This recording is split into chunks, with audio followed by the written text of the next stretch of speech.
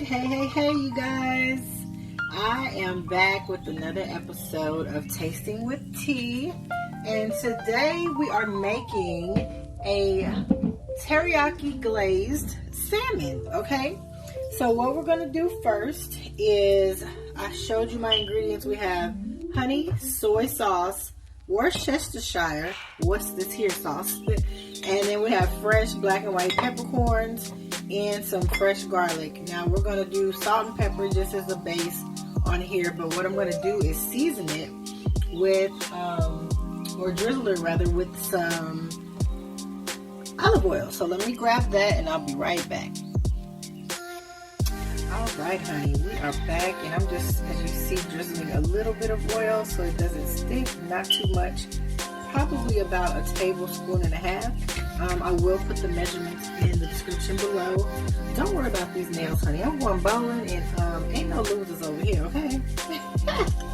So we have a little pinch of salt across each fillet of salmon, right? We don't want too much because we want it to offset with the sugary seasonings from the honey, and it's a hint of sweet in the Worcestershire sauce, so we don't want too much. Plus the soy sauce is salty in itself. Now we're gonna just crack this with fresh cracked pepper.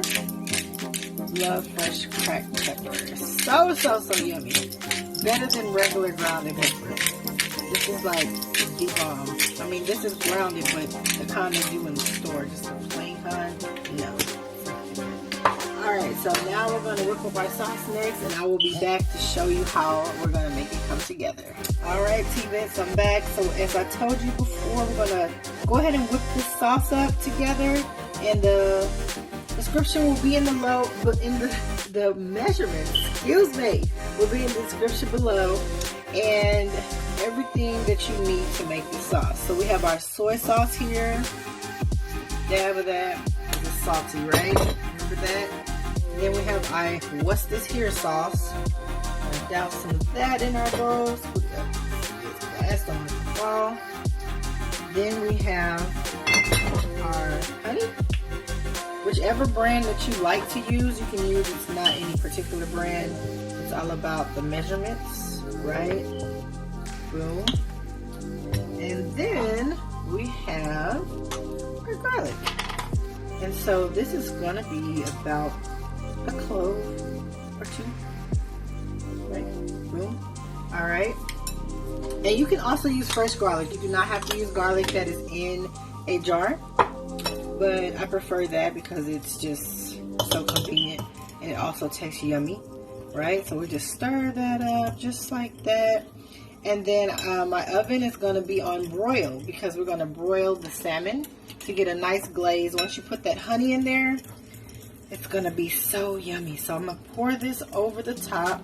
You want to give it a quick taste. Really good. Alright, and if you have to add anything else to it, feel free. That's what measuring is all about. Just always use the measurements in the description because you can always add more, but you can never take it out, right? So that's what we want to do. So now we're just going to pour it right over our salmon, just like so. Look at that goodness, right? And my oven has been preheating on broil. So now we're going to put this baby in the oven, and I'll be back to show you what it looks like, okay? What the finishing product is. See you in a second.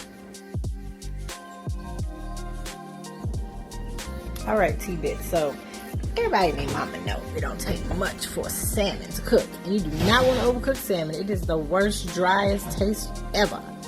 So once we take it off of broil after about, I would say 5 minutes, we're going to cut our oven down to about 400, and then we're going to let it cook in there for another about 3-4 minutes, and then we're going to take it out so we can have a nice medium rare salmon. Okay, y'all, so what I decided to use with this salmon is some leftover peas that we had for dinner. So the coagulation is butter, which perfect. We don't need any more butter. I'll probably add a douse of black pepper and a pinch of salt, just a pinch.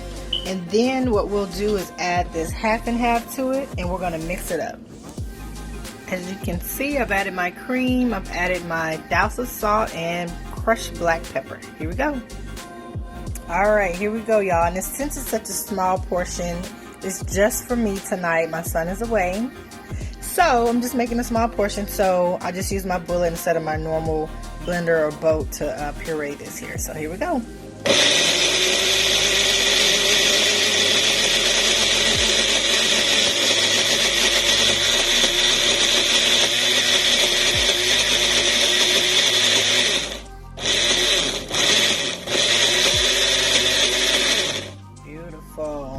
Alright, so the kind that I have, you just twist and pop, and then what we're going to do is give this a little taste, and I'll let you know how it tastes. And voila, we have our beautiful puree of peas. Okay, so I'm going to plate this.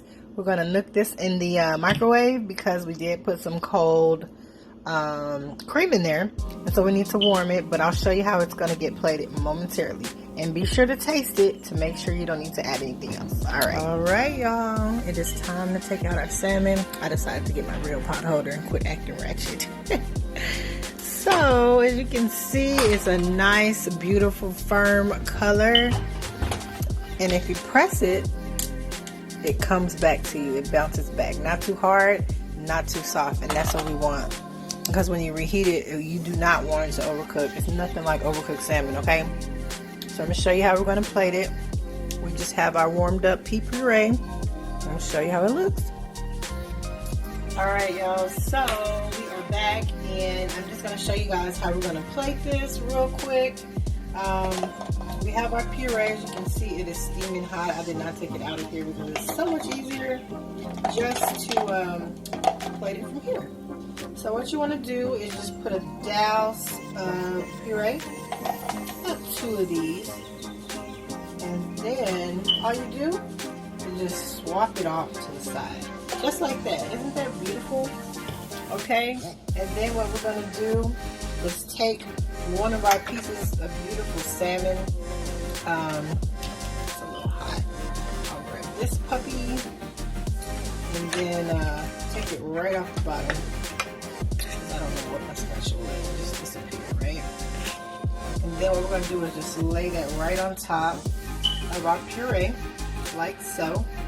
And then I have a little bit of parsley flakes to go on top, mixed with some mint.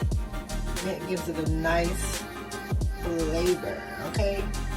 Last but not least, it's optional, but I think you'll love it, is some lemon, okay? Squeeze it right over the top. It'll match with that puree and give it the nice acidity that you want. And there you have it. Salmon glazed teriyaki with, teriyaki glazed salmon with a pea puree. So simple, so easy. Thank you for watching. Hope you enjoyed it and hope you try it. Remember to like, comment, subscribe, and I'll see you on another episode of Tasting with T.